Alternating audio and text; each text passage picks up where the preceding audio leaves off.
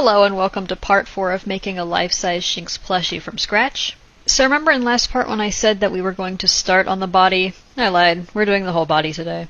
This time I got a lot of footage of me cutting the stuff out because I wanted to find a good angle for it. I don't know how much of this footage I'm going to keep, but just know that it was an hour and a half of footage that's being sped up right now. So, just like last time when we cut out the parts for the head, you're going to take your template and you're going to put it on the wrong side of your fabric. I use fabric clips to clip it down so it doesn't move. And I highly recommend water-soluble markers, like I said. So you're just going to take your markers, whether it's permanent or water-soluble, and you're going to trace around your template.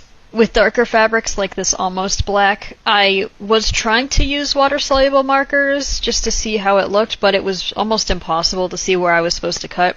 I looked it up and a lot of people used white chalk, just because it stands out really well as you can see against the black fabric. Once you're done tracing your template, you're going to take it off the fabric and cut it out. Now that you have your shape, what I like to do is I like to take my template and I like to label where the parts are going to connect outside of the seam allowance line, just because I know I'm going to forget. Now you're going to cut along your seam allowance line and make your template a little smaller. You're going to center it as best as you can on your pre-cut pieces, and you're going to trace that again. This is going to be your seam allowance where it starts.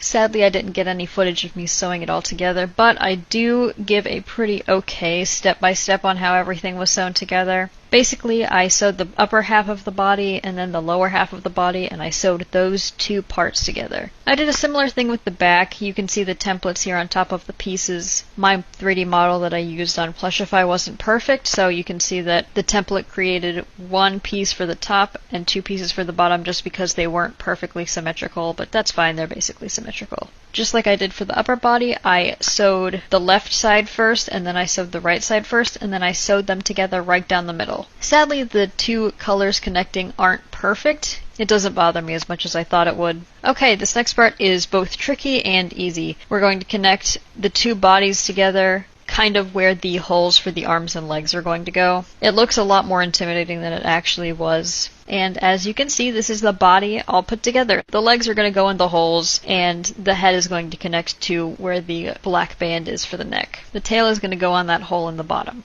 Thank you so much for watching. In the next part, we're going to sew the tail together and then sew that to the body.